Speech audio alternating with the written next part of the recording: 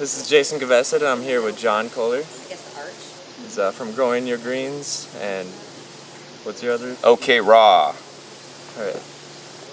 So thank you for joining me today. Thank you, Jason. Yeah. We're here at the Woodstock Fruit Festival 2013, and I'm going to ask him a few questions. So I'd like to get your opinions on like phosphorus and calcium ratios with fruits, and how there's most of the time with fruits we have too much phosphorus compared to calcium, and some people will believe that's going to lower your blood pH levels and leach calcium because of that, and that could cause issues when you're eating a strictly fruitarian diet.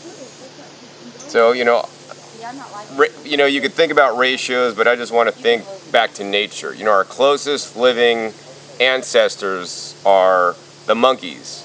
Some kinds of monkeys may share 98% of our DNA.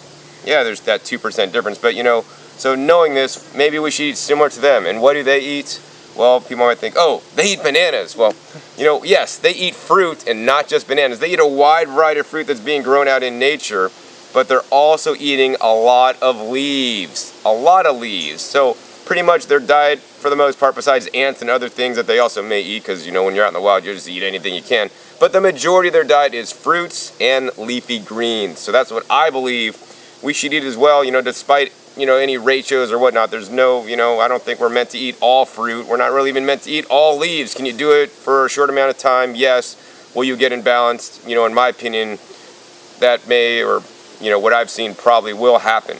So that's why I recommend a diet rich in fruits and also the vegetables, especially the leafy greens. My goal every day is to get 2 pounds of leafy greens for specifically the minerals. The minerals, the phytochemicals, and the phytonutrients are really rich and abundant in the leafy greens, whereas the fruits tend to have more of like the calories, that fuel source. And yes, they also have some, phytochemicals and minerals in there, but not in the quantity of the vegetables. See, the fruits and the vegetables, they basically balance each other out. So, I encourage you guys to eat fruits and vegetables in as much quantity as you can. Sounds good. I also want to ask you, what do you think about oxalic acids? It's another kind of specific ratios that, it's only an issue if you're looking at the specific contents of things, but it's another issue that comes up with eating lots of fruits and vegetables. So yeah, there's the question of oxalic acid, and I'm not really like the technical scientist guy, so I'm not like the guy you're going to ask about ratios and all this kind of stuff, because my mind just doesn't work like that. I like to think of myself as a realist and being practical and pragmatic and just doing something to make this diet work. Now, yes, it's absolutely true that some vegetables and fruits may contain oxalic acid, which, some people say it's an anti-nutrient.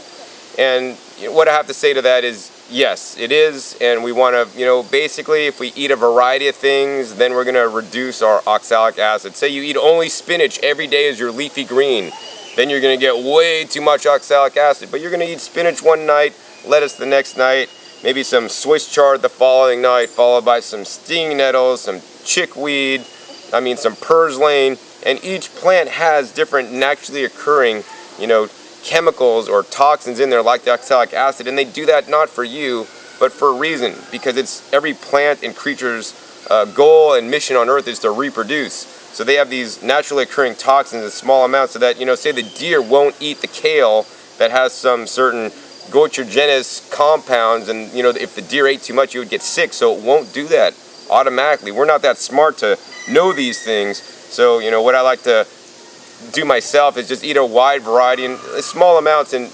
consistently rotate what I'm eating. Another very important point I've learned about the oxalic acid is, although we can't use it, part of our digestive system should be made up of bacteria, beneficial bacteria that help us digest our food. And I believe they can actually digest the oxalic acid for us. So if we have good beneficial flora in our guts, it's my opinion that they'll take care of some of the oxalic acid for us. Okay, thank you. And also I'd like to point out that we do produce some oxalic acid ourselves just from digesting food, so it will naturally be in our digestion anyways. Alright, thank you, John Kholer. Alright, thank you, Jason. Yeah.